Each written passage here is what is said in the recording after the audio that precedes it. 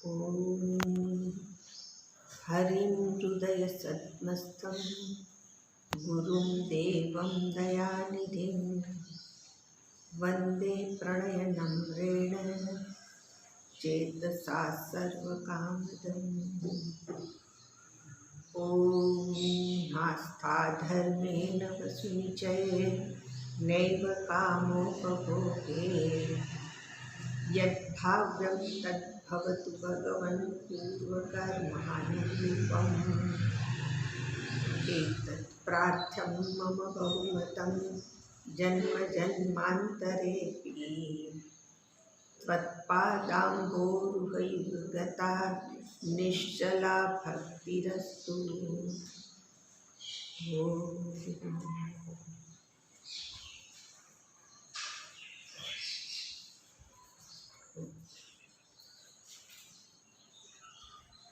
એ આ વખતે આપણે જોતા હતા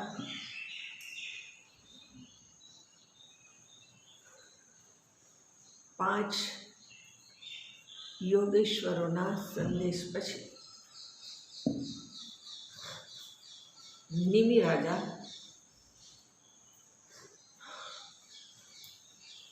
એવું પ્રશ્ન કરે છે કે કર્મયોગ કોને કહેવાય, શું કામે કરવું, એ કર્મ કરવા પાછળની પ્રયોજન શું છે એને જાણવા માટે પ્રશ્ન કર્યો છે. તો એ વસ્તુને એમાં પ્રશ્નમાં કીધું છે, પુરુષ યેન સંસ્કૃત. કર્મ શેના માટે છે? વ્યક્તિને સંસ્કારિત કરવા માટે. સંસ્કારિત કરવા માટે એટલે શું? તો હમણાં જોઈએ છીએ, પણ એને નિમિ રાજાને આ ખબર જ છે કે સંસ્કારિત થશે તો શું થશે, તો કે વિધુય એ શુદ્ધ થઈ જશે, સ્વચ્છતાને પ્રાપ્ત થશે અને પરિણામે શું થશે, તો કે આશુ નૈષ્કર્મ્યમ વિન્દતે. પરિણામે એ શીઘ્ર જ નૈષ્કર્મ્ય સિદ્ધિને પ્રાપ્ત કરશે, અર્થાત પરમાત્માને પ્રાપ્ત કરી શકે. એટલે પરમાત્મા પ્રાપ્તિ એ સર્વનું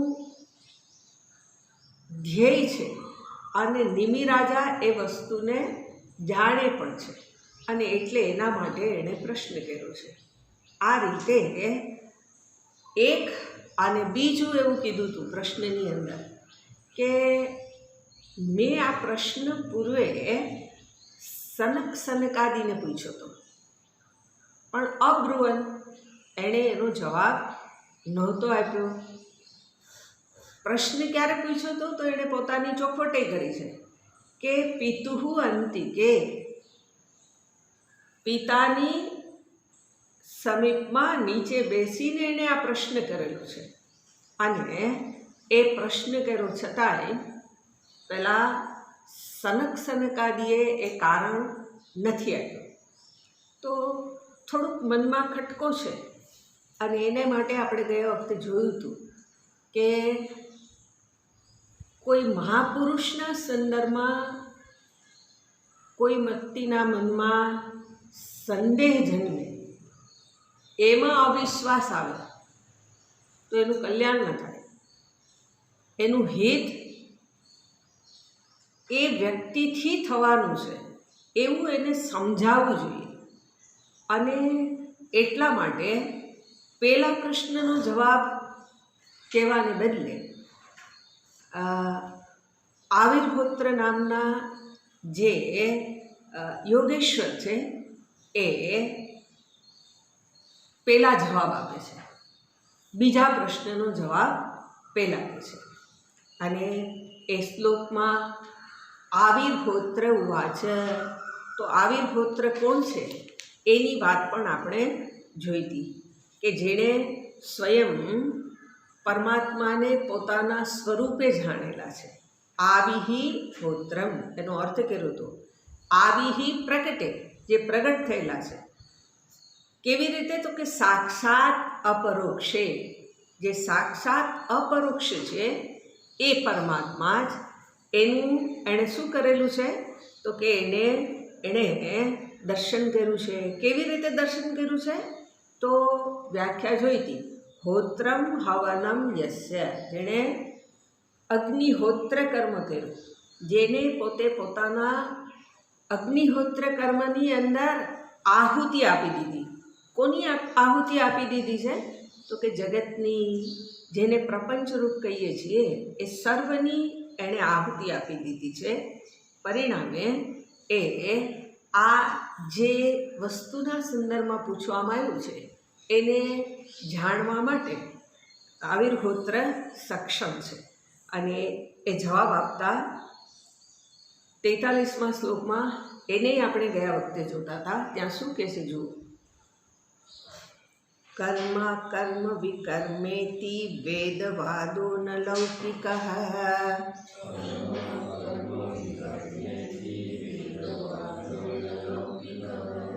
વેદસ્ય ચેશ્વરાત્મત્વાत् તત્ર મુહ્યન્તિ સૂરયઃ.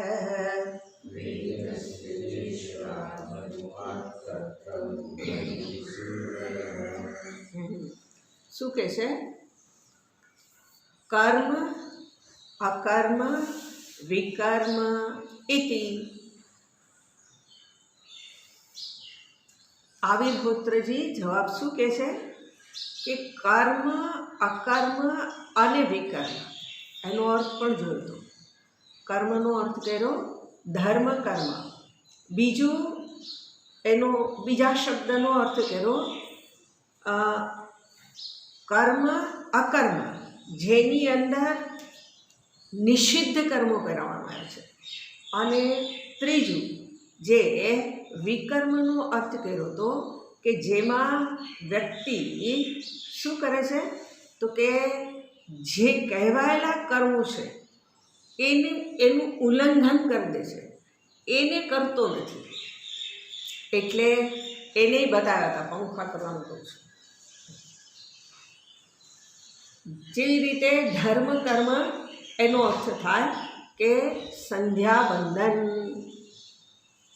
સવારે ઈશ્વરની મૂર્તિ પૂજા જે કીધેલું છે એ વ્યક્તિએ કરવું જોઈએ. જેમાં સંધ્યાવંદનની અંદર આ પૂજા ઇત્યાદિ આવી ગયું તો એ ધર્મ કર્મ છે. અગ્નિહોત્ર કર્મ છે એના સંદર્ભમાં તો એ વ્યક્તિએ એણે શું કરવાનું છે? તો કે એક ધર્મ કર્મ અને બીજું જે અગ્નિહોત્ર કર્મ છે એ કરવાનું છે. બરાબર. અધર્મ શું છે? તો કે જેનાથી બીજાને દુઃખ પહોંચે, બીજાને સમસ્યા થઈ શકે એવું જે કર્મ છે એને કહેવાય અધર્મ. અને એમાં ગયા વખતે દૃષ્ટાંત આપ્યું હતું, માંસ ખાવું, દારૂ પીવું, આને અધર્મ કર્મ કીધું. કેમ? તો કે એનાથી વ્યક્તિ પોતે થોડીક વાર માટે સુખાનુભૂતિ કરે પણ એ બીજાની હિંસા કરે, બીજાને પીડા પહોંચાડે એવું કર્મ એના દ્વારા થાય. એટલે એને અધર્મ કીધો છે. જે બીજાને દુઃખદાયી થાય એ અધર્મ. ત્રીજું કીધું હતું કે જે વિકર્મ છે. વિકર્મ કોને કીધું છે? તો કે શાસ્ત્રએ બતાવેલું છે કર્મ, સંધ્યાવંદન ઇત્યાદિ. બીજું જોયું હતું ત્યારે કે પિતૃને માટે કરવામાં આવતું શ્રાદ્ધ ઇત્યાદિ, એ કર્મ પણ તો કે શાસ્ત્રએ બતાવેલું છે કે આને કરવું. પણ વ્યક્તિ શું કરે? તો કે એને એવું લાગે કે આ સંધ્યાવંદનની શું જરૂર છે ભાઈ? સંધ્યાવંદન આવશ્યક ના દેખાય એટલે બ્રાહ્મણનો જ દીકરો હોય પણ સંધ્યાવંદન ના કરે. સંધ્યાવંદન ક્યારે કરવું જોઈએ? ઉપવિત સંસ્કાર કરાવે એમાં એને રસ પડે. કેમ એ ઉપવિત સંસ્કાર કરવા છે? તો કે પોતાનો વટ પાડવા માટે, જાહેરમાં પોતે મોટા દેખાય એના માટે, અથવા તો બ્રાહ્મણ છીએ એટલે કર્મ કરવાનું કીધું છે એટલે કરી લે. એ બાળકને એ કર્મ કરાવ્યા પછી એની પણ જવાબદારી થઈ એ સમજાવવું જોઈએ. પણ એ સમજાય ક્યારે? તો કે પિતાને જ ખબર ન હોય કે ઉપવિત સંસ્કાર શેને માટે છે, તો પિતા છે કેવી રીતથી સમજાવે? એટલે સંધ્યાવંદન બ્રાહ્મણના ઘરમાંથી ગયા. જે કરવાનું અહીંયા એવું કહે છે કે સંધ્યાવંદન કરવાના છે, ન કરીએ તો એ શું થશે? તો કે તો અધર્મની પ્રાપ્તિ કરાવશે. જેવું વેદાંત સારમાં એમાં જે ચર્ચા આવી હતી ત્યારે સ્વામીજીએ બતાવ્યું કે આ અગ્નિહોત્ર કર્મ અથવા તો ત્રિકાળ સંધ્યા જેને કીધી છે એ ના કરવામાં આવે તો દોષ લાગે છે. હવે દોષ કેવી રીતે લાગે? આપણે તો એવું માનવાને તૈયાર જ નથી. પણ દોષ કેમ લાગે? તો કે શાસ્ત્રએ કરવાનું કીધું છે અને નથી કરતા, પરિણામે દોષની સિદ્ધિ થાય છે. પિતૃપક્ષમાં શ્રાદ્ધ કર્મ તો આપણને એમ થાય કે પેલા કાગડાને ખીર નાખી દેવી કે લાડુ નાખી દેવું ને વાસ નાખી દેવી, એટલું કર્મ, અથવા તો બે બ્રાહ્મણને જમાડી દેવા, એ કર્મ એને આપણે શું લઈ લીધું છે કે આ શ્રાદ્ધ કર્યું. જે કર્મ કરીએ એ કેમ, એનાથી પિતૃને શું સંતોષ થશે, એને કેવી રીતે તુષ્ટિ થશે, આપણે જાણતા નથી અને એટલે કરવું નથી.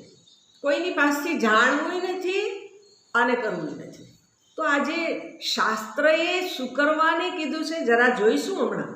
પણ શાસ્ત્રએ સુકરવાને આ કર્મો કીધા છે એ મને ખબર નથી, પણ કીધા છે એટલે મારે કરવા જોઈએ. એટલે આ શ્રાદ્ધાદિ કર્મ કે જેને વિકર્મ કીધું છે એ પણ વ્યક્તિએ કરવું જોઈએ. કાંઈ ન મળે, કાંઈ જેનાથી ફાયદો ન હોય એવું કર્મ હું કરું જ નહીં, તો આપણે તો કેવા સ્વાર્થી છીએ. આ ન કરવા પાછળનું પ્રયોજન શું છે? તો કે એનાથી કાંઈ દેખાતું નથી, કાંઈ ફળ મળતું હોય એવું. એનાથી શું સિદ્ધિ થાય એની મને ખબર નથી અને એટલે નથી કરતા. તમને તો કેટલી ખબર છે એવું ખબર નહીં, પણ મને તો એવા લોકોની સાથેનો સંસર્ગ પણ છે કે અમને નથી ખબર આનું શું ફળ. આ તો ખાલી બ્રાહ્મણોને કે પેલા પણ સગાને નથી જમાડવાના. આપણે તો શું કરીએ શ્રાદ્ધ કર્મમાં? સગાને જમાડે. સગાને નથી જમાડવાના, બ્રાહ્મણને જમાડવાનું છે. પેલી ગોળણી કરો તો એ તમારા સગામાં હોય એને ગોળણી રૂપે નથી જમાડવાની. પણ આ મને ખબર નથી, આ તો જે એક સમયમાં કર્યું ને એને આધારે, તો એ શ્રાદ્ધ કર્મ નથી. પણ એવું કર્મ કરવા માટે વ્યક્તિની પ્રેરાય. એટલે અહીંયા એવું બતાવવું છે કે આ બધા જ કર્મો જે છે એની અંદર શું છે? તો કે વ્યક્તિએ પોતાની બુદ્ધિ નથી વાપરવાની. કેમ એ બુદ્ધિ વાપર્યા વિના આની અંદર પ્રવૃત્ત થવાનું છે? તો કે શાસ્ત્રએ કીધું છે માટે. શાસ્ત્રએ કીધું છે, મને શાસ્ત્ર શું કરવાને આવું કહે છે એ ખબર નથી, તો કાં મારે જાણવું જોઈએ અને કાં મારે કરવું જોઈએ. કેમ કીધું છે એ કરું તો ખબર પડશે. અને એટલે બુદ્ધિથી એ પ્રશ્નનો જવાબ ના મળી શકે. બધાય જવાબ બુદ્ધિથી ન થઈ શકે જગતમાં. બુદ્ધિ ત્યાં આપણી બુદ્ધિની પ્રવૃત્તિ થાય છે જ્યાં ઇન્દ્રિયોના વિષયો હોય. ઇન્દ્રિયોના વિષયના ક્ષેત્રમાં જ બુદ્ધિનું કામ છે. એટલે અહીંયા આજે આવિર્હોત્ર યોગેશ્વરજી છે એ બતાવે છે કે વેદવાદૌ ન લૌકિક. આ જે કર્મો બતાવાયેલા છે અથવા તો કીધેલા છે કર્મો, એ કર્મો અથવા તો જે તમે પ્રશ્ન કરો છો એ લૌકિક પ્રશ્ન નથી. આ પ્રશ્ન કેવો છે? તો કે વૈદિક છે. અને વૈદિક છે એટલે જે મારે કર્યા પછી જ એ પ્રશ્નના સંદર્ભમાં મને સૂઝ ના પડે તો પૂછવાનું મને પ્રાપ્ત થાય છે. કંઈ કર્યા જ વિના સીધા સીધા પ્રશ્ન કરીએ એનોય કાંઈ અર્થ નથી. એટલે આજે વૈદિક છે એટલા માટે શું કરવાનું તો કે જેને પહેલાં નિમિ રાજાએ જ આપણે સંગતિમાં જોયું કે વ્યક્તિને સંસ્કૃત કરવો છે માટે એ સંસ્કૃત થશે તો જ શીઘ્ર ઈશ્વર દર્શન થઈ શકશે એવું ત્યાં બતાવેલું છે. હવે જે વેદ છે એને આધારે જરાક જોવા જઈએ તો કર્મ છે એ વ્યાવહારિક જગતની અંદર જે કર્મ કરીએ છીએ એ કર્મની અંદર ભાવ ઉત્પન્ન થાય પછી કર્મ કરવાનું છે. જ્યારે વૈદિક કર્મ એવું છે કે પહેલાં કર્મ કરવું અને પછી ભાવ જન્મશે. જેવી રીતે શું કરવાનું છે તો એને માટે ફરી પાછું યાદ કરી લઈએ કે સંસ્કૃત અર્થાત સુસંસ્કૃત થવા માટે આપણા હૃદયને નિર્મળ બનાવવાને માટે વૈદિક કર્મો કીધેલા છે. હવે સુસંસ્કાર કરવા માટે એવું જ્યારે કહીએ તો એ સુસંસ્કાર શું કરશે તો કે મારે ઈશ્વર દર્શન તો કરવું છે, પણ ઈશ્વર દર્શન કરવા માટે મારી ઇન્દ્રિયોથી મને ક્યારેય આટલી આખી જિંદગી પૂરી થવા આવી પણ ઈશ્વરનું દર્શન નથી થયું. એટલે ઈશ્વરનું દર્શન મારે કરવું છે, પણ જેવું મારું મન છે એવા મન હારે મારે ઈશ્વર દર્શન કરવું છે. તો વેદ કહે છે કે નહીં, તારે ભગવદ આકાર વૃત્તિ જન્માવવી હોય તો પહેલાં હું કહું છું એમ કર. અને એ શું કહે છે તો કે સંધ્યા વંદન સવાર થાય અને તારે કરવાના છે. તો આ સંધ્યા વંદન આદિ જે કર્મ કીધા છે એ શું કરવાને કીધા છે તો કે મારા મનમાં ભાવ જન્મે એની માટે. કોને માટે ભાવ જન્માવવો છે તો કે ઈશ્વરને માટે. તે વખતે થોડુંક જોયું હતું કે આપણું મન છે એની અંદર ભાવ જે આપણી સાથે સંકળાયેલું રહે, આપણા મનના સંસર્ગમાં રહે, એની સાથે આપણા મનમાં ભાવ થાય છે. એ પછી નાનકડી વસ્તુ હોય તો પણ જે સાવ સ્થૂળ વસ્તુ છે એને પણ જો તમે તમારા સંસર્ગમાં રહે તો આ તમારું છે એવું થાય છે. ગયા વખતે દ્રષ્ટાંત આપ્યું હતું કે પત્નીને પરણીને આવ્યા પહેલા એના માટે ભાવ નહોતો. પરણીને આવ્યા અને થોડા દિવસ સાથે રહ્યા તો શું થઈ ગયું, પત્નીને માટે એક ભાવ થઈ ગયો. એ ભાવ ક્યાંથી આવ્યો ભાઈ તમારી અંદર તો કે એને તમે તમારી પત્ની રૂપે લાવ્યા. એ પત્નીની સાથે સતત સંસર્ગ રહ્યો, પરિણામે શું થયું તો કે એના માટે મનમાં પ્રેમ થયો છે, એને માટે ભાવ થયો છે. તો આ જે ભાવ છે એ વ્યક્તિ જેની સાથે સંસર્ગમાં આવે એનાથી થાય છે. અને પેલી મૂર્તિ પૂજા બતાવી છે તો એ મૂર્તિ પૂજા પથ્થરની કે કાષ્ઠની મૂર્તિની પૂજા કરવા માટે શાસ્ત્રએ આલંબન નથી આપ્યું. એ આલંબન જે વસ્તુ એવું જોયું તો આપણે ગયા વખતે કે શાસ્ત્રએ જે આલંબન આપ્યા છે એ આપણા મન બુદ્ધિ બધા જ સ્તર ઉપર એના જવાબ છે. એટલે પેલું યજ્ઞ કર્મ કરીએ તો શું કરવાને કરવો તો એની પાછળ પ્રયોજન છે. એ બધું જ આપણે ના સમજ્યા હોય તો પહેલાં કરવાનું. એટલે પહેલાં શું કરવાનું તો કે મૂર્તિની પૂજા કરો. મૂર્તિની પૂજા કરતાં કરતાં તમારા મનમાં એવું થશે કે આ તમારા ઠાકોરજી છે, એની પૂજા કર્યા વિના મારે કાંઈ ગ્રહણ ના કરાય. તો આ જે નિયમ બનાવ્યો અને સવારમાં પોતે શુદ્ધ થઈ અને દેવતાની પૂજન ઇત્યાદિ કરવું, તો એ કરતાં કરતાં એને માટે એક ભાવ આવે છે. અને એ ભાવ છે એ જન્મવું. એ શું કર્યું એણે? તો કે નહીંતર તો મારે સૂતા રહેવાની જ આદત હતી, વહેલા ઉઠવાની ટેવ નથી. કેમ નથી?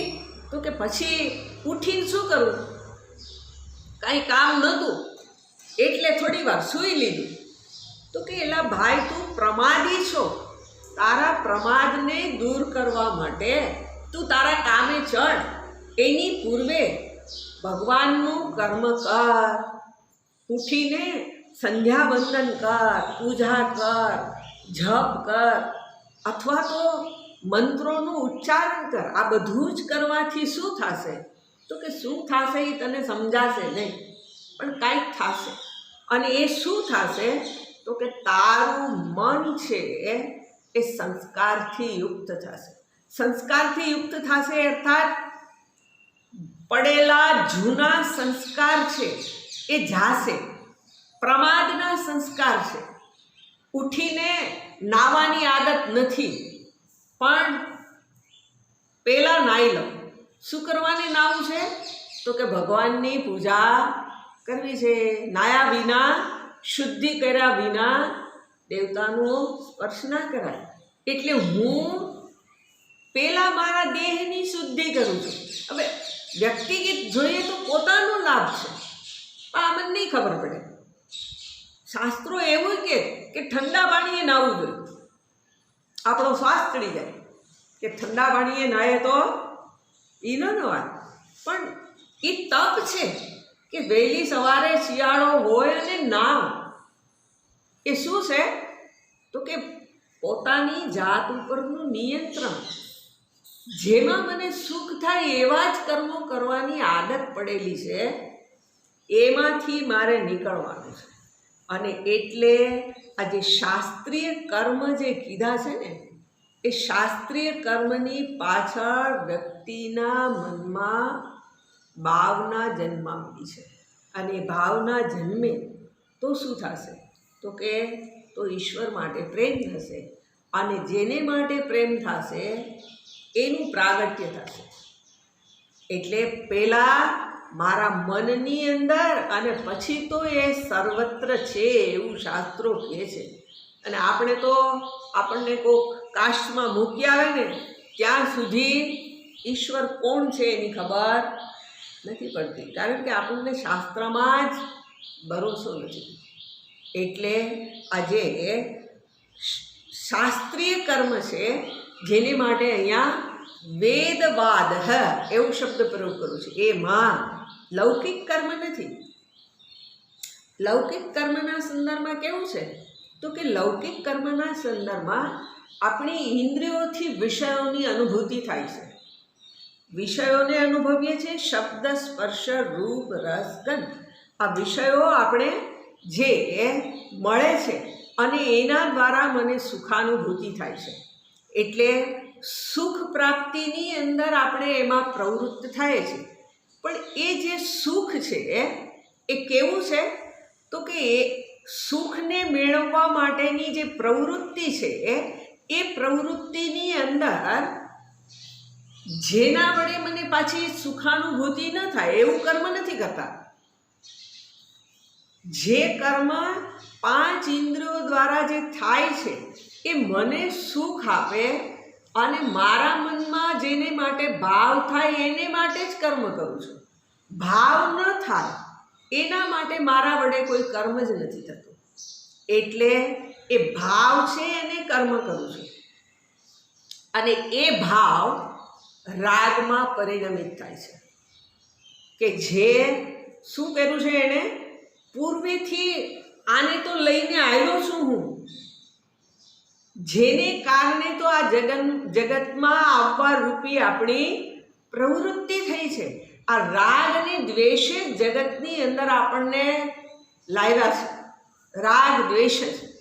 અને જે ઇન્દ્રિયોને આધારે પ્રવૃત્તિ થાય તો મને સુખ આપે એને જ લઉં, એને જ મારો ભાવ આપું, એની સાથે જીવું અને એનાથી વિપરીત જેનાથી મને દુઃખ અનુભૂતિ થાય તો એનાથી ભાગું. તો આ સંસ્કાર જ પડેલા છે, જે સંસ્કાર દ્વેષના છે. અને શાસ્ત્રને શું કરવું છે? મારા રાગ અને દ્વેષ ઘટાડવા છે. અને એટલે લૌકિક કર્મ રાગ દ્વેષને જન્માવનારું છે, જે આ સંસારમાં જ મને રાખે છે. જ્યારે જે વૈદિક કર્મ છે એ કેવું છે? તો કે એ પરમાત્માની પ્રાપ્તિ કરાવનાર છે. હવે પ્રાપ્તિ કરાવનાર છે એવું જ્યારે કહું છું ત્યારે ઈશ્વર પ્રાપ્તિનો આપણો અનુભવ નથી. આપણે ઈશ્વરને પ્રાપ્ત કર્યો નથી, અથવા તો જે આપણને એવું કીધું હોય કે બ્રહ્મલોક જોઈતો હોય, સ્વર્ગાદી લોક જોઈતા હોય, આમાંનું કંઈ જોઈતું હોય તો તમારે વૈદિક કર્મ છે એ કરવું પડે. અને આ જે ઈશ્વર પ્રાપ્તિ એ શાસ્ત્ર એક ગમ્ય છે. એના સંદર્ભમાં એવું વિધાન છે કે જેને તમે પરમાત્મા કહો છો એ શાસ્ત્ર એક ગમ્ય છે. અર્થાત પરમાત્માની પ્રાપ્તિ શાસ્ત્ર સિવાય બીજી કોઈ જગ્યાએથી થઈ શકે એમ નથી. એક ગમ્ય એટલે એકથી જેની પ્રાપ્તિ કરી શકાય એમ છે, એ માત્ર શાસ્ત્ર છે. એટલે આપણે નથી સ્વર્ગ જોયું, આપણે નથી બ્રહ્મલોક જોયો, આપણે નથી વૈકુંઠ જોયું, આપણે નથી ઈશ્વરને જોયો, એટલે અનુભવ તો નથી.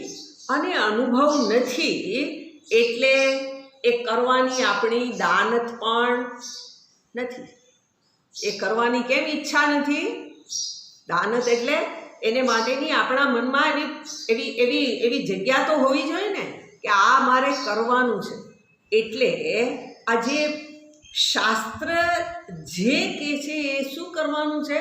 તો કે પહેલાં મારે કરવાનું છે મારી દાનતને બનાવવા માટે, મારી એ પ્રમાણે પ્રવૃત્તિ કરવાને માટે આ પ્રમાણે કીધેલું છે.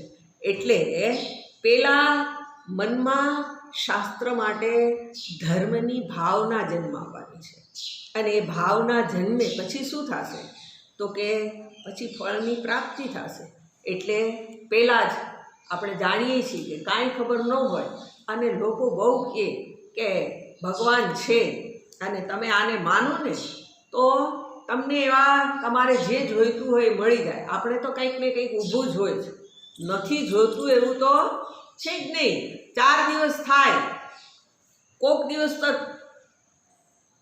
એક ઈચ્છા પૂરી થતાની સાથે બીજી ઈચ્છા પૂરી થાય, જાગૃત થાય છે. તો ઈચ્છાઓના તો પોટલા લઈ લઈને આવ્યા છે. અને એ પ્રવૃત્તિ કરવા માટે તો કોક બતાવે કે ભાઈ તમે પહેલાં દેવતાની અંદર, તો આપણે એ માનતા માનીએ.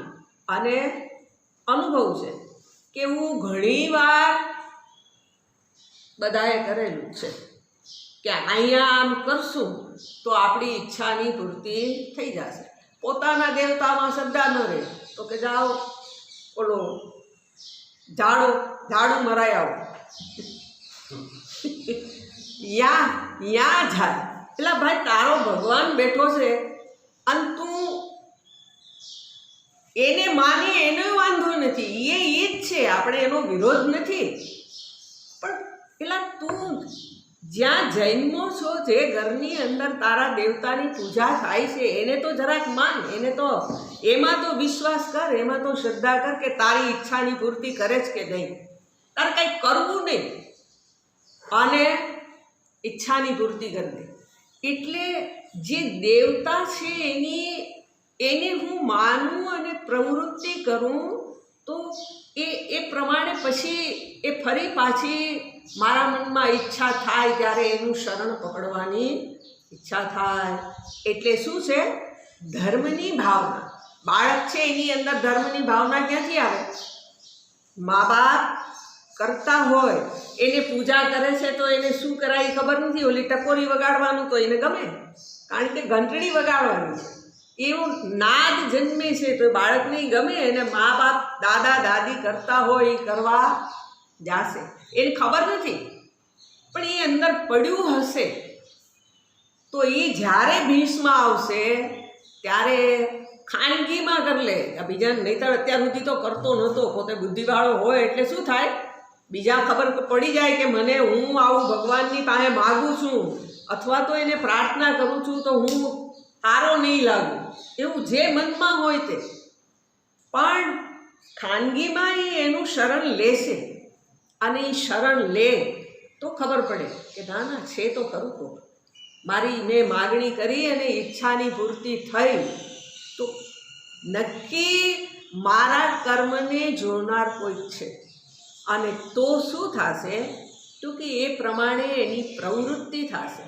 અને એ પ્રવૃત્તિ શું કરશે, તો કે શું કરશે હરી જાણે, પણ કાંઈક એવો ચમત્કાર કરે છે કે જેનાથી મારા પેલા સંસ્કારો છે એ નબળા પડે છે.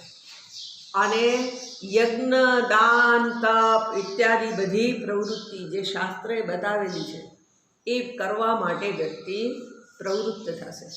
એટલે આ ઈશ્વર દર્શન છે એને મેં કરેલું નથી, ઇન્દ્રિયોથી એનો અનુભવ કર્યો નથી, પણ એ અનુભવ ન થયેલો હોવા છતાં પણ જ્યારે મને ફળની પ્રાપ્તિ એક વખત થાય તો એ ફળ કેવી રીતે મળે, તો કે શાસ્ત્રએ કીધું એમ 2 દીવા કરી લઉં અને મને ફળ મળી ગયું, મેં શ્રીફળની માનતા કરી અને મને ફળ મળી ગયું, હું ઉઘાડા પગે હાલીને ગયો અને મારી ઈચ્છાની પૂર્તિ થઈ. ક્યાં શું થઈ જાય છે, એટલે મારા ઉઘાડે પગે હાલવામાં અને મને ફળ દેવામાં ક્યાંથી શું કેમ ચમત્કાર થાય છે, તો કે ખબર નથી. પણ મારા મનની અંદર ભાવના જન્માવવા માટે આ કર્મ છે. અને એ રીતે જ્યારે એક વખત આ ભાવના ઉત્પન્ન થાય તો એ મારું કલ્યાણ કરનારી થાય છે. બરાબર. એટલે પણ મનમાની રીતે દેવતાદિની પૂજા નથી કીધી. પૂજા કરવાની આગળ હમણાં એક વાક્ય કીધું, શાસ્ત્ર એક ગમ્ય. શાસ્ત્રએ જે પ્રમાણે પૂજા અર્ચના ઇત્યાદિ કીધા હોય એમ મારે કરવા જોઈએ. બરાબર. એટલે એ ઉપાય કરતા સ્વર્ગ જેવી વસ્તુ જ ક્યાં છે ભાઈ? સ્વર્ગ ના હોય તો કાંઈ નહીં. તને સુખાનુભૂતિની તો ખબર છે ને, તને જ્યાંથી સુખાનુભૂતિ થાય છે એ સ્વર્ગ જ છે. પણ એ ન માનીએ અને બીજાને પીડા આપવા રૂપી પ્રવૃત્તિ, તો એ નીચે લઈ જવા માટે જ છે. એટલે અહીંયા કીધું છે કે વેદવાદ ન લૌકિક. એટલે ધર્મ અધર્મ અને વિકર્મ આ 3 શબ્દ પ્રયોગ કર્યા છે. એના વડે શું બતાવવું છે, તો કે આ વૈદિક કર્મ છે. અને એટલે વૈદિક કર્મની અંદર શું કે ભાઈ યજ્ઞ કરવો હોય, તમારે ધૂપ દીપ કરવા હોય તો ગાયનું ઘી વાપરો. હવે આપણને એમ થાય, આપણને એટલે એમાં મારા જેવાની બાદબાકી ન કરાય. કોઈક સમયે એવું થયું હોય કે આમાં આવું શું કરવાને, એમાં ઘી આહુતિ આપણે શું કરવાને આપી દેવી. પણ આપણે તો કર્યું જ નથી અને કોઈક કરે છે શ્રદ્ધા સાથે, એનો પણ વિરોધ છે. હવે જ્યારે સિદ્ધ થયું હોય કે આવું કરવાથી એના ચોક્કસ ફળની પ્રાપ્તિ થાય છે. અત્યારે જ કોરોનાની અંદર જ એવું આવ્યું હતું કે કોરોનાના જમ્સ વાતાવરણમાં હોય અને એ તમારી ઉપર આક્રમણ ના કરે, તમારા વાતાવરણને શુદ્ધ રાખવું હોય તો ગાયના ઘીનો દીવો કરો, કર્પૂર કરો. તો કર્પૂરની આરતી એ શું કરવાની છે? વાતાવરણની શુદ્ધિ અર્થે છે. પણ આપણે તો શું કરવું છે? અશુદ્ધિ જેટલી છે એટલી જગતમાં ખાલી કરવી છે. શુદ્ધિ થાય એવો આપણો એક પ્રયત્ન નથી. સમષ્ટિની અંદર શુદ્ધિ થાય એવું કર્મ હું ન કરું. વૃક્ષ વાવું, તો વાતાવરણની શુદ્ધિ થાય, પણ એ પાણી પાવું, પછી વૃક્ષ ઉગે તો વળી એના કચરા થાય, એના પાંદડા ખરે તોય મારે સફાઈ કરવી પડે. આ બધુંય કરવાની મારી તૈયારી નથી. એના કરતાં બગીચોમાં બનાવ્યો હોય ત્યાં હું જઈ આવું. આપણે કેવા છીએ, જ્યાં તૈયાર હોય એને માણી આવવાનું. હવે મારી આ દાન જ છે તો બીજો છે એની એ જ રહેવાની છે, ત્રીજાની એ જ રહેવાની છે. એટલે વૃક્ષોનું નિકંદન કાઢ્યું જે વાતાવરણની શુદ્ધિ કરનાર છે. અને એ બધાએ ભેગા થઈને જે કર્યું છે, બધાએ સ્વાર્થે જ કરેલું છે જે કર્મ કર્યા છે. અને એ કર્મો અત્યારે હવે બધાયને, આપણે તો ઠીક છે જીવીને જાશું, પણ આપણી નવી પેઢી માટે વાંચીએ જ છીએ. જો એવી રુચિ હોય તો કે આપણે એને માટે તો વાતાવરણની અંદર ઝેર જ ભેગું કર્યું છે કે જેનાથી એ જીવી શકવાના નથી, અથવા તો જીવશે તો એ રોગની સાથે જીવશે. એટલે આજે શાસ્ત્રની વાત છે એ શાસ્ત્ર દ્વારા જ જાણી શકાય, એ શાસ્ત્ર વડે જ એની સિદ્ધિ થઈ શકે. અને એટલા માટે ચોથા પાદમાં આજે એ યોગેશ્વરજી, ત્રીજા પાદમાં કહે છે, વેદસ્ય ચ ઈશ્વર આત્મત્વા તત્ર મુહ્યંતિ સૂરયઃ. આજે ઈશ્વર છે એ કેવો છે તો કે છે વેદસ્ય, વેદનું, અને ઈશ્વર એ શું છે, આત્મત્વા, એ મારા આત્મરૂપ હોવાથી એના સંદર્ભમાં લોકો જાણવામાં, સમજવામાં મોહિત થાય છે. એટલે ફરી પાછી અહીંયા વાત આવે છે કે આપણું સનાતન ધર્મ જે કહીએ છીએ એ ધર્મ એણે જે વસ્તુ એમાં બતાવી છે એ પ્રમાણે વ્યક્તિ કરતો જાય તો એ ધીમે ધીમે એક પગથિયું ચડવાનું જ છે અને એ પરમાત્મા સુધી પહોંચવાનું છે. એટલે જે યુક્તિઓ આપી છે, યુક્તિ સાથેનું શાસ્ત્ર છે. મને બોલવાની મનાય છે એવું નથી, મારે આમ નથી એને પ્રશ્ન કરાય એવું નથી. પ્રશ્ન કરું અને મારા માટે જવાબ તૈયાર છે, પણ પહેલાં મને એને માટે ભાવ જોઈએ, શ્રદ્ધા હોવી જોઈએ. એની સાથે હું પ્રવૃત્ત થાઉં તો એ મને એની ખબર પડે. એટલે અહીંયા વેદસ્ય ચ ઈશ્વર આત્મત્વાત. આ વેદ અને ઈશ્વર બે કેવા છે તો કે મારા આત્મરૂપ છે. એટલે કે એને હું જેવી રીતે આત્મા નિત્ય સિદ્ધ છે, એ નિત્ય સિદ્ધ હોવા છતાં એને આપણે જાણતા નથી. એની આપણને એ આત્મા કોને કેવો એની મૃત્યુ સુધી ખબર નથી. એટલે એનો અર્થ એવો થઈ ગયો કે આપણે આત્માને નથી જાણ્યો, એવી જ રીતે ઈશ્વરને પણ નથી જાણ્યો, એવી જ રીતે વેદને પણ નથી જાણ્યું. તો આ બધા એને પામવાનું કેવું છે તો કે અહીંયા એવું કીધું છે કે મુહ્યંતિ સૂરયઃ. એના સંદર્ભમાં આ ઈશ્વર આવો છે, વેદમાં આવું કીધું છે. એ વસ્તુને જાણવા માટે જે સૂરયઃ કહેતાની સાથે ગમે એવા પંડિત હોય તો એ પણ એની અંદર મોહિત થયેલા છે. એટલે કેમ મોહિત થયેલા છે તો કે શાસ્ત્ર તો એવું કહે છે કે ઈશ્વર સર્વત્ર છે, કણ કણમાં છે. પણ આપણને તો પેલી મોટી શિલામાંય નથી દેખાતો કે કણમાં દેખાય.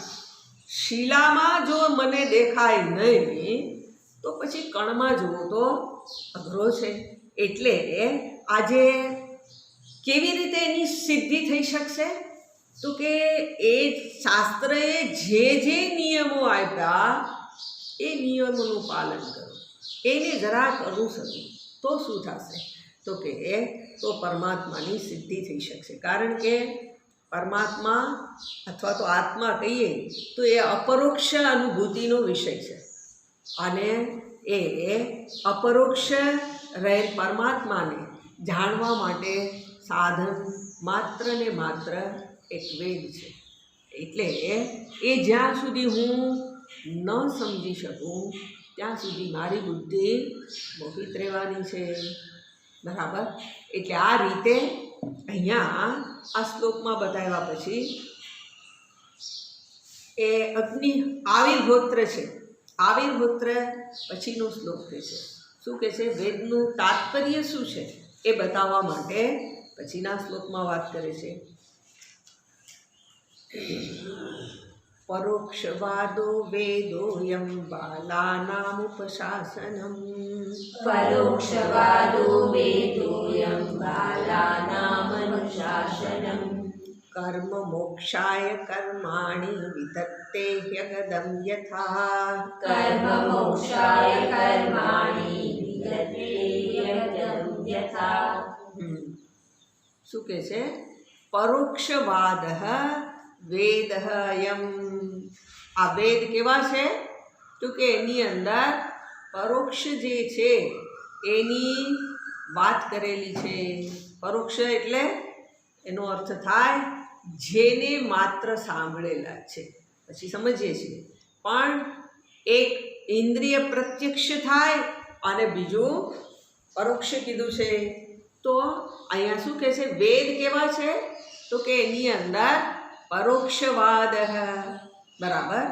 જેની અંદર શું થાય છે કે આપણે શબ્દને સાંભળેલો હોય પણ એ શબ્દનું તાત્પર્ય છે એ સમજવું અઘરું છે, પરોક્ષ છે, એટલે એને ન જાણી શકીએ. તો પરોક્ષવાદ વેદહયમ બાલાનામ અનુશાસનમ. જે શું કરે છે? એમાં જે કીધેલી વાતો છે એને આધારે તો કે બાળકોની ઉપર શાસન કરે છે. બાલાનામ અનુશાસનમ. પોતે જે કહે છે એના દ્વારા જે બાળક બુદ્ધિના છે એની ઉપર એ શાસન ચલાવે છે. એને શાસન કરીને એને તો કાંઈ લેવા દેવા નથી, પણ એનું શાસન આ બાળકોની ઉપર છે. બરાબર. ત્રીજા ભાગમાં કહે છે કર્મ મોક્ષાય કર્માણી. કર્મ શેને માટે છે? તો કે મોક્ષને માટે. કર્મ મોક્ષાય, કર્મમાંથી મુક્તિ મેળવવાને માટે. કર્માણી, કર્મો રહેલા છે એટલે કર્મમાંથી છૂટવા માટે જ કર્મો છે. વિધત્તે યગદમ યથા. જેવી રીતે અગદમ એટલે ઔષધિ, દવા, જેવી રીતે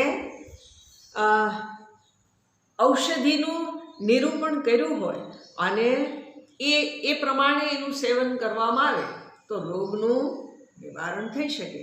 તો અહીંયા શું કીધું? તો કહે છે કે કર્મ મોક્ષાય. વેદમાં જે વાતો કરાયેલી છે એ શેને માટે છે? તો કે મુક્તિ માટે, છૂટવા માટે. સરસ એક દ્રષ્ટાંત છે.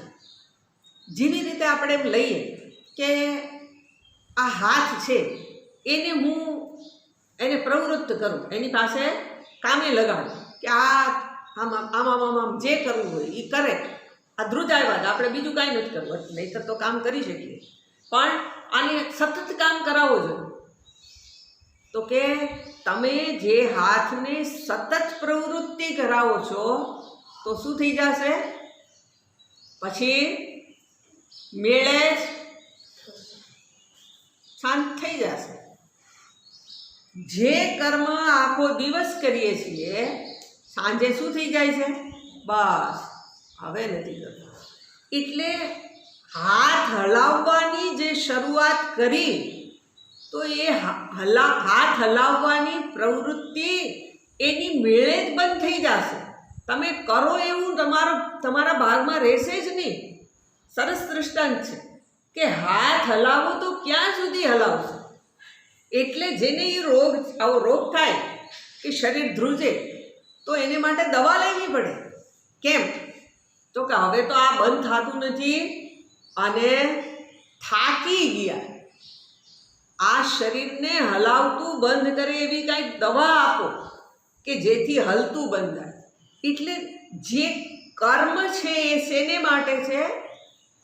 તો કે આપણે આપણા મનની અંદર શાંતિ જન્માવવાને માટે કર્મ છે.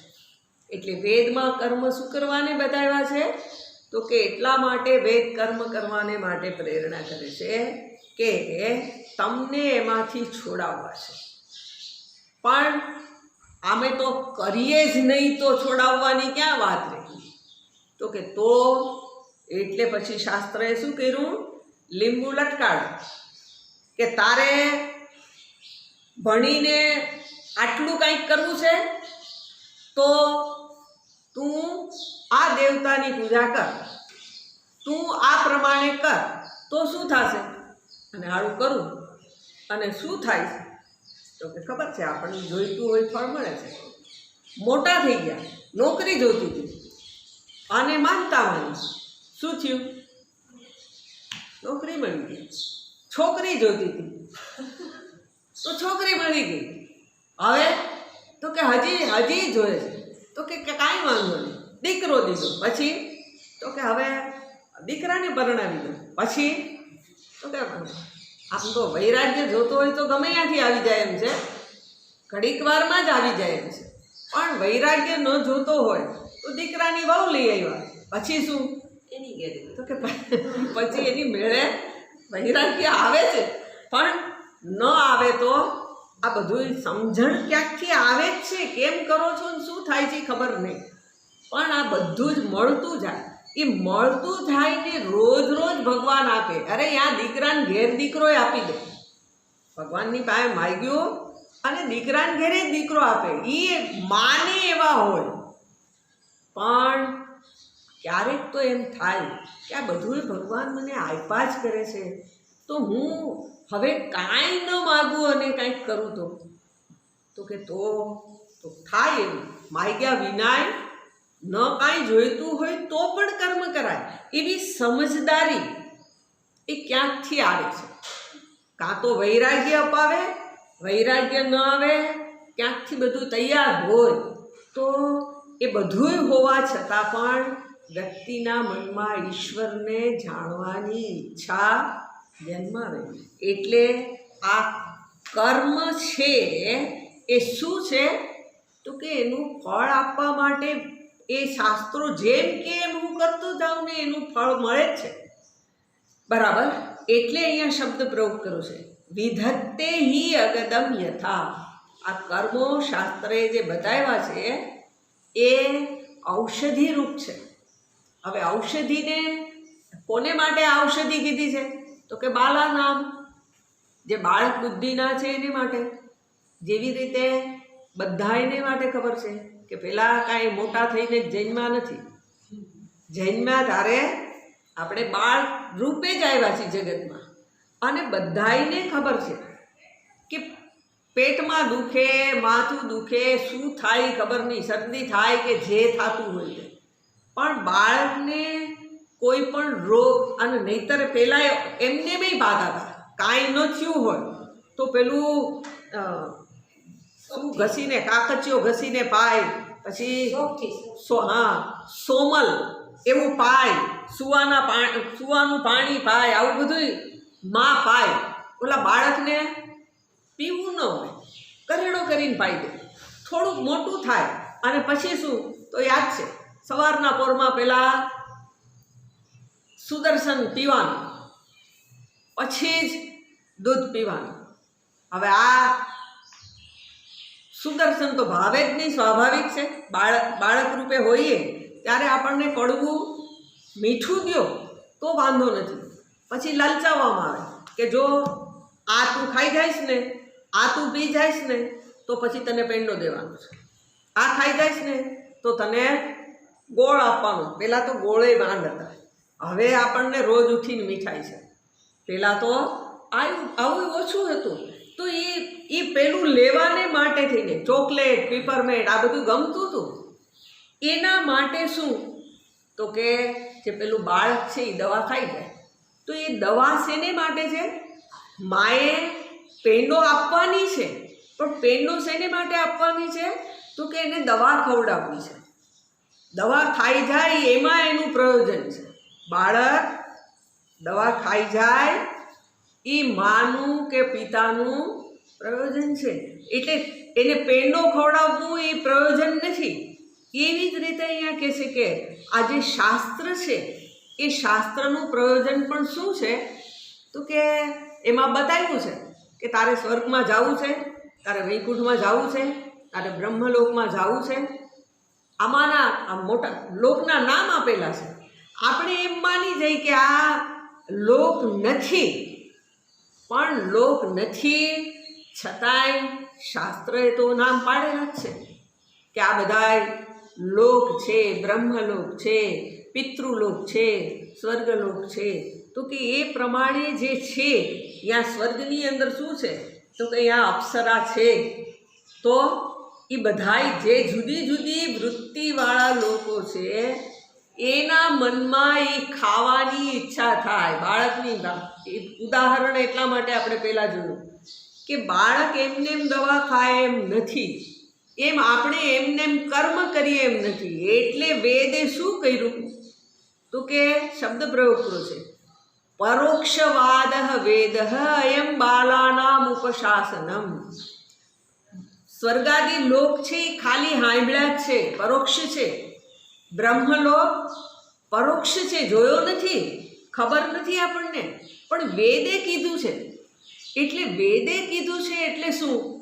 તો કે એ પ્રમાણે મારે હું પ્રયત્ન તો કરી જાઉં, અને એ રીતે પ્રયત્ન કરું તો ફરી પાછું જે પેલું હમણાં જ જોયું હતું શરૂઆતની અંદર કે મારી અંદર પેલા શમઃ દમઃ તિતિક્ષા શ્રદ્ધા સમાધાનમ આ કાંઈ નથી. તપ નથી, જપ નથી, યજ્ઞ નથી, દાન નથી, આ કાંઈ નથી. પણ શાસ્ત્રએ કીધા છે એટલે કરવાની આદત પાડવું. કરવાની આદત પાડવું તો શું થશે? તો કે ધીમેથી પેલો લાડુ ખાવા મળશે, એ વૃત્તિથી સ્વર્ગાદી લોક મળશે. એ વૃત્તિથી મનુષ્ય પ્રવૃત્ત થાય એવું પ્રયોજન છે. એટલે સ્વર્ગાદી એનું લીંબુ લટકાડેલું હોય, કારણ કે આપણી પ્રવૃત્તિ કેવી છે? અરે આપણું મન કેવું છે? મનુષ્યનું લોભી છે, લોભથી ગ્રસ્ત છે.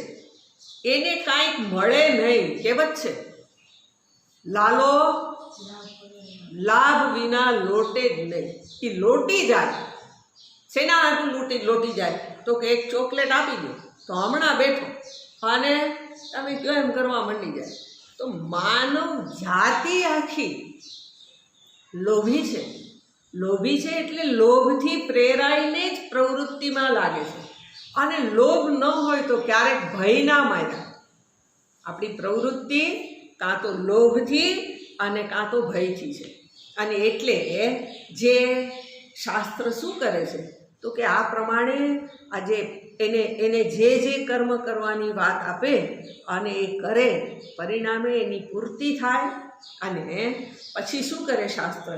તો કે એને જે આપે છે એ એને પેલા બાળકને જેમ એના વખાણે કર્યા હોય, ક્યારેક પેંડો દીધો હોય અને ક્યારેક બીજાની સામે વખાણે કર્યા. જોયું, મારો દીકરો બહુ ડાયો. બહુ દીકરો ડાયો કેમ કીધો? તો કે દવા ખાઈ ગયો માટે, એને કીધું એમ કરી દીધું માટે. એટલે એવું કહીને શું કરવું છે? તો કે એવું કહીને એની પાસેથી જે ચોક્કસ પ્રવૃત્તિ કરાવવી હતી એ પ્રવૃત્તિ થયેલી છે. એટલે આ રીતે શું છે? તો કે લોકોની પાસેથી શુભ કર્મ, કલ્યાણકારી કર્મ કરાવવા હોય, સમષ્ટિના હિતમાં કર્મ કરાવવું હોય તો એમને તો કરે એમ જ નથી. સમષ્ટિ તો બાજુમાં જવા દો, ઘરમાં રહેલા વ્યક્તિને માટે પણ કર્મ કરવાની આપણી તૈયારી કેટલી એ આપણને જ પૂછવા જેવું છે. આપણને જ પૂછીએ તો ખબર પડશે કે હું કરવાનું કરું. ભાઈ મારે કરવાની જરૂર નથી. જે કરવું હોય કરે, આપણે મૂકી જ દઈએ છીએ. અને પછી એમાંથી કોક એવા હોય બિચારા શું કરે? ચાલો કાંઈ નહીં, આપણે કરી નાખો. કજિયાનું મોઢું કાળું, એના કરતાં આપણે કરી નાખો. એવું કરીને જે પ્રવૃત્તિ થઈ જાય. પણ એ પહેલાંને માટે એણે કદાચ પોતાના મનનું સમાધાન કર્યું, પણ વ્યક્તિને તો એ નુકસાન થાય જ છે. દરેકે એક આત્મપુરાણ ગ્રંથ છે, એની અંદર આવું બધું 4 આશ્રમ આમાંય જોયું હતું. જાતિ અને આશ્રમ એ જે વ્યક્તિને કર્મ કરાવવા માટે છે, જાતિ અને આશ્રમ આમાં જ જોતા હતા. એમાં પેલા પુરાણની અંદર એવું છે કે 4 આશ્રમ છે અને 4 આશ્રમના લોકો માટે નિશ્ચિત કર્મો છે, એ એણે કરવાના જ છે. ન કરે તો નભી જવાનું છે, પણ ન કરનારો ક્યાં જઈને ઊભો રહેશે એ નક્કી નથી. 4 એટલે સંન્યાસી માટે પણ વિધાન છે, કારણ કે સંન્યાસ આશ્રમ છે. 4 આશ્રમમાં દરેકને આશ્રમને અનુરૂપ, પેલો બ્રહ્મચારી કરે એવું સંન્યાસીનું કર્મ નથી, ગૃહસ્થી કર્મ કરે એવું સંન્યાસીનું કર્મ નથી, વાનપ્રસ્થી કરે એ પ્રમાણે સંન્યાસીએ કર્મ કરવાનું નથી, પણ એના આશ્રમને અનુરૂપ તો સંન્યાસીને માટે પણ વિધાન છે. એટલે કહેવાનો અર્થ એવો છે કે શાસ્ત્રએ દરેકને માટે કર્મનું પ્રતિપાદન કરેલું જ છે. અને એ કર્મનું પ્રતિપાદન શેને માટે છે તો આપણે જોયું હતું કે વાસ્તવમાં તો એના મનને શાંત કરવાનું છે. મનની અંદર જ આ બધા ઉધામા છે. મનની પાસેથી જ એને કામના રહિતનું કરાવવા માટે જ બધાએ કર્મો છે. આ ના સમજાય ત્યાં સુધી વ્યક્તિએ કર્મનો ત્યાગ કરવાનો નથી. એ પછી વસ્ત્ર બદલી લઈને સમજી જાય કે હવે મારે તો કાંઈ કરવાનું નથી, લોકોએ જ મને બધું દેવાનું, લોકોએ જ મારું ભરણ પોષણ કરવાનું, તો શાસ્ત્ર ના પાડે છે. લીધા વિના જગતમાં જે લઈએ છીએ, દીધા વિના જગતમાંથી લેવાનું જ નથી. સૃષ્ટિ જ નિયંતાએ એવી બનાવી છે કે તમે આપો પછી લ્યો, લઈને આપો એમ નથી. સૃષ્ટિ નિયંતાએ એવી બનાવી છે કે તમે એક લ્યો છો તો પેલા 2 આપી દો,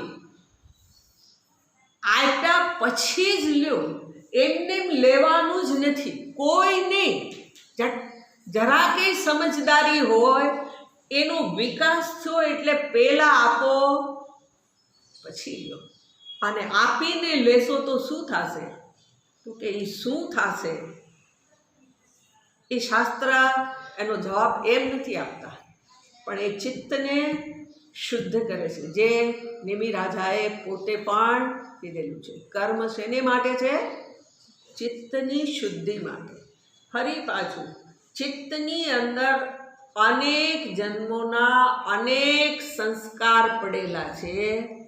એ સંસ્કાર જ મારા જન્મ મૃત્યુનું કારણ છે, પણ શાસ્ત્ર કે એ પ્રમાણે કર્મ કરવાથી મારા સંસ્કારો બદલે છે. પેલું જે રાગ અને દ્વેષને આધારે પ્રવૃત્તિ થતી હતી એ નિયંત્રિત થાય છે. જે વિકાર જન્મતા હતા એ વિકાર શમે છે. વિકાર જે મારી સમક્ષ 5 વિષયો આવે અને મનમાં વિકાર ન જન્મે એવું છે જ નહીં. વિકાર જન્મે જ છે. આને ખાઈ જાઉં, આને સાંભળી લઉં, આને માણી લઉં, જે વૃત્તિ જન્મે છે એ બધા વિકારો છે. આ વિકારો છોડાવવા માટે સંસ્કાર છે. એટલે શાસ્ત્ર છે એ વ્યક્તિને વિકારમાંથી છોડાવવું છે. વિકાર જાય તો સુસંસ્કાર સંસ્કાર થાય છે. એટલે વેદે જે કાંઈ પ્રવૃત્તિ કીધી છે, પેલા ગૃહસ્થીને માટે એણે પેલા યજ્ઞ ઇત્યાદિ કરે તો એણે અત્યારે તો હવે એવું નથી રહ્યું, પણ પેલા યજ્ઞ કરે ને એને એને એને ચોક્કસ પ્રકારના જે યજ્ઞ કરવાના હોય તો સવારથી જાગે ને એને કામે ચડી જવાનું હોય, પોતે સંધ્યાવંદન ઇત્યાદિ કરી પોતાનો યજ્ઞ કરવાનો હોય કરી કાશની શોધમાં જાય અને એ જે ઉપવાસ ઇત્યાદિ કરે, જે બધું નિયમો બતાવ્યા હોય એમ કર્મ કરે તો શું થાય છે તો કે પછી સાંજ થાય ત્યાં એના મનમાં પેલી ભોગ બુદ્ધિ છે એ નથી ચડતી. એ તો એક દ્રષ્ટાંત આપીને કીધું છે રામચરિત માનસને આધારે કે વ્યક્તિ વિકારથી યુક્ત જ છે અને એટલે બ્રહ્મચારી તરીકે તે કીધું છે કે જો એને સ્વતંત્રતા આપવામાં આવે ને મનુષ્યને તો એ સ્વચ્છંદી બનીને જ જીવે એમ છે. એને સ્વચ્છંદી બનેલા જીવતા રોકવા માટે શાસ્ત્રએ વિવિધ ઉપાયો બતાવ્યા છે, એની માટે વિવિધ કર્મ બતાવ્યા છે. એટલે ગૃહસ્થી તરીકે ભોગ કરવાની છૂટી આપી, પણ એ ભોગમાં જ પ્રવૃત્ત રહે તો એની એ જે શાસ્ત્ર છે એ જે એને ઊંચે લઈ જવા માગે છે નહીં થાય. એટલે શું તો કે એને માટે કર્મ બતાવ્યા કે આ પ્રમાણે કર્મ તમારે કરવાનું, અને એ રીતે કર્મ કરે તો એ નિયમ બનાવ્યો. નિયમ શું કરે છે તો કે એની ઉપર નિયંત્રણ કરી દીધું. નિયમનું પાલન કરનારને એ રીતે પોતે પોતાના જે નબળા મનની પાસેથી મુક્ત થાય છે. એ નબળા મનની અંદરથી મુક્ત થતાની સાથે જ એ બંધનથી મુક્ત થાય છે. એટલે એના માટે જ મહાભારતની અંદર આવું કહેવાયેલું છે, પરેચ્છયા કૃતો બંધે બંધ ઇત્યભિધીયતે. પરેચ્છયા બીજાની ઈચ્છાથી જે કંઈ કર્મ કરવામાં આવે, પરેચ્છયા કૃત બંધ, બીજાની ઈચ્છાથી જ્યારે હું કર્મ કરું છું ત્યારે એ મને બંધન લાગે છે. બંધ ઇતિ અભિધીયતે, પણ પછી બીજા પદમાં કહે છે સ્વેચ્છયા સ્વીકૃતો બંધે નિર્બંધાયોપકલ્પતે. જે સ્વેચ્છાથી વ્યક્તિ કર્મ કરે તો એ સ્વેચ્છાથી કરેલું કર્મ શું કરશે તો કે એને બંધનરૂપ નથી લાગતું. એને દાખલા તરીકે એકાદશી હોય કે કાંઈ પણ વ્રત કરવાનું હોય, કોકે કીધું હોય ને મારે કરવું પડે તો આ તો ભૂખા મરી ગયા, અને પોતે જ નક્કી કરેલું હોય તો કાંઈ ખાધું ન હોય આખા દિવસની અંદર, ઓલાએ તો ખાધું તું અને તોય ભૂખો મરી ગયો. અને જેણે પોતે નક્કી કર્યું કે ઉપવાસ કરવો છે તો એનું શું થાય છે તો કે તો એને એ ઉપવાસ બંધનરૂપ નથી રહેતો. એટલે સ્વ ઈચ્છયા સ્વીકૃત, પોતાની ઈચ્છાથી જેનું સ્વીકાર કર્યો છે તો એ બંધે, એ બંધનની અંદર નિર્બંધાય ઉપકલ્પતે, વ્યક્તિને એ બંધનમાંથી મુક્ત કરવા માટેનો એ ઉપાય બની જાય છે. એટલે એનો અર્થ એવો થઈ ગયો કે શાસ્ત્રમાં જે કંઈ કર્મ કરવાના કીધેલા છે એ બધા જ કર્મો શેને માટે છે તો કે મારી જે કર્મની પાછળ જે કંઈ ભાવનાઓ છે એ બદલવા માટે. કર્મ કરી અને લોભથી પ્રેરાઈને જે પ્રવૃત્તિ થતી રહે છે એમાંથી મને છોડાવવું છે, અને એને માટે શાસ્ત્ર વિવિધ કર્મો કહે છે. એટલે આ રીતે કહ્યા પછી હવે પછીના જે શ્લોકની અંદર યોગેશ્વર કહે છે એ વસ્તુને શું કહે છે,